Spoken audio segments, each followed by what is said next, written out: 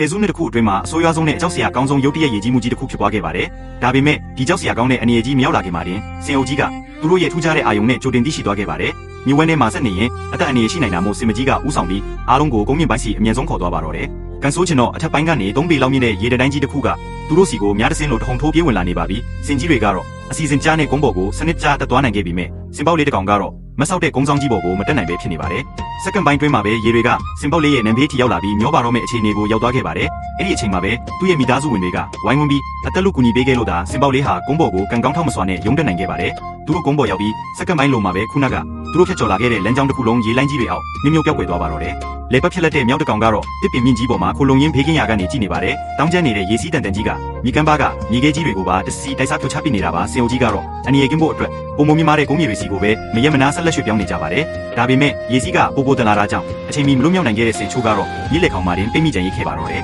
။ဒါပေမဲ့နိုင်ရီနေငယ်ချာမှာတော့ထူးဆန်းတဲ့အလက်ပြောင်းတစ်ခုဖြစ်လာခဲ့ပါတယ်။သူတို့ကိုတက်လူနီးပါးဖြစ်ခဲ့တဲ့ဒီရေကြီးမှုကြီးဟာအခုတော့သူတို့အသက်ဆက်ဖို့အတွက်အဖိုးရံနဲ့ရေရင်းမြစ်ကြီးဖြစ်လာခဲ့ပါတယ်။ရေငက်နေတဲ့စင်အုပ်ကြီးဟာဒီရေတွေကိုပျော်ပျော်ပါးပါးနဲ့အာဘာဒီယာတောက်တုံးကြပါတော့တယ်။ဒီလောက်ရေမြောက်များကိုမမြင်ရတာကြာပြီဖြစ်တဲ့စင်ပေါက်လေးလဲအားရပါးရဝင်တောက်နေပါတယ်။ဒီရေကြီးမှုကစင်အုပ်စုရဲ့အကြီးမားဆုံးတောက်တုံးရေပြဿနာကိုဖြေရှင်းပေးလိုက်တယ်လို့ဖြစ်သွားခဲ့ပါတယ်။ဒါအပြင်သူတို့ဟာခန္ဓာကိုယ်ပူချိန်ကိုလျှော့ချဖို့နဲ့ရေပြားကိုဆူဆုကာဝယ်ဖို့အတွက်ရွှန်စံကြိုးရင်ပြုံညူးနေကြပါတယ်။ဒေးကနာရတဲ့ကစင်တွေအတွက်တော့ဒီလိုခွင့်ရင်းမျိုးဟာတကယ့်ကိုကြုံတောင့်ကြုံတဲ့အံဖွယ်ခိုက်တယ်ပါပဲ။